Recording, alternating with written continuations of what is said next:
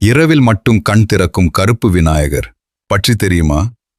உங்களுக்கு விநாயகர் பிடிக்கும் என்றால் ஒரு லைக் செய்யுங்கள், சேனலை சப்ஸ்கிரைப் பண்ணுங்கள். ஒரு அடர்ந்த காட்டுக்குள் யாரும் செல்லாத இடத்தில் ஒரு கருப்பு விநாயகர் சிலை இருந்தது. பகலில் அது அமைதியா இருக்கும், ஆனா இரவு வந்தவுடன் அந்த சிலை கண்களை திறக்கும். ஒரு பக்தன் அதை பார்த்தான். பயந்தாலும் அவனுக்கு அதில் ஒரு ஈர்ப்பு இருந்தது. அவன் ஒவ்வொரு இரவும் வந்து பூஜை செய்ய ஆரம்பிச்சான்.